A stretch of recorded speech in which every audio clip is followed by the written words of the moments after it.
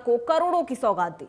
कुरुक्षेत्र में आयोजित कार्यक्रम में केंद्रीय गृह मंत्री अमित शाह ने 3 नए आपराधिक कानूनों पर आधारित प्रदर्शनी देखी। साथ ही 12 जिलों के 825 करोड़ के प्रोजेक्ट का उद्घाटन और शिलान्यास भी किया।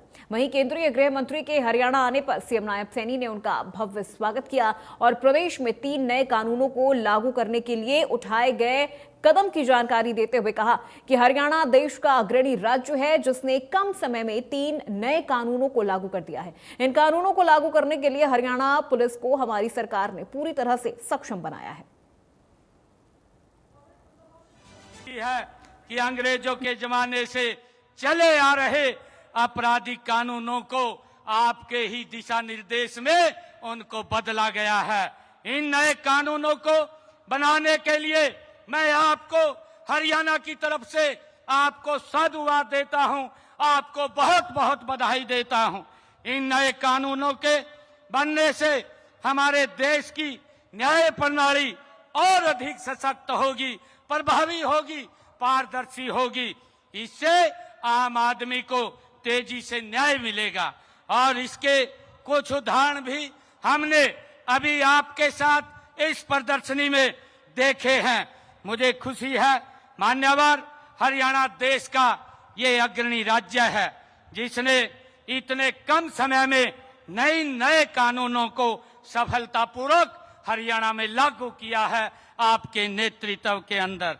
मुझे खुशी है मान्यवर इन कानूनों को लागू करने के लिए हरियाणा पुलिस को पूरी तरह से हमने सक्षम बनाया है।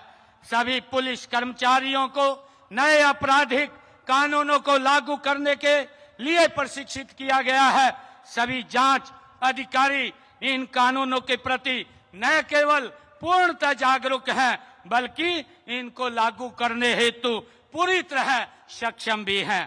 कानूनों को लागू करने में आधुनिक तकनीक का भी प्रयोग किया है, चाहे ई साक्ष्य, ई समन ऐप सफलतापूर्वक हमने लागू किए हैं। सभी जांच अधिकारियों को ऐप एवं ऑडियो वीडियो रिकॉर्डिंग अपलोड करने का प्रशिक्षण भी हम दे चुके हैं।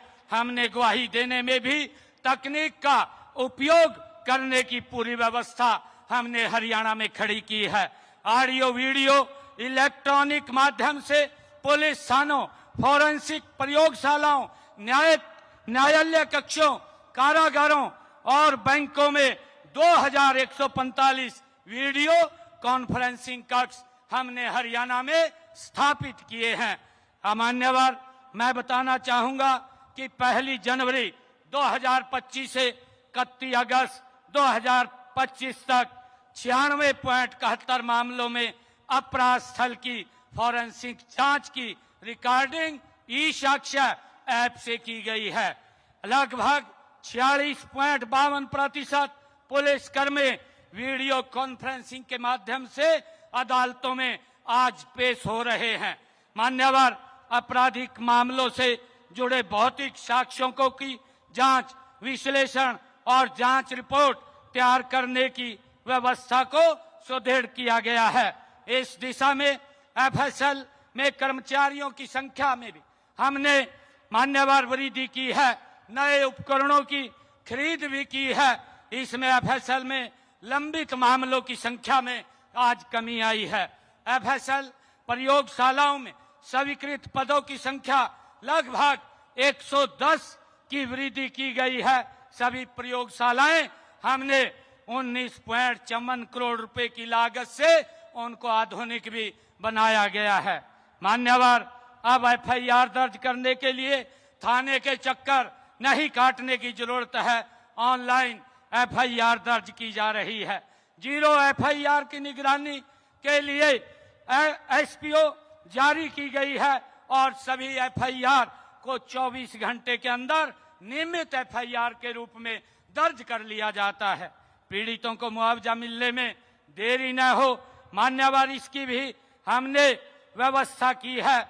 एससी व एसटी अधिनियम और हिट एंड रन मामलों में मुआवजा के संबंध में email alert, police station locator और जांच के प्रत्येक चरण के लिए नागरिकों को एसएमएस जैसी सुविधाएं भी लागू की गई हैं। महिलाओं को और बच्चों के विरुद्ध अपराध से संबंधित मामलों की रिपोर्टिंग का समय भी अब कम हो गया है।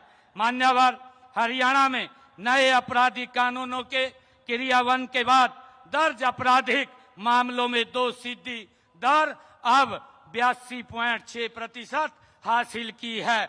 मैं इस मंच से माननीय गृह मंत्री जी आपको विश्वास दिलाता हूं कि आप सुधार की जो भी पहल हरियाणा में करेंगे, हरियाणा उसे तत्परता से लागू करेगा।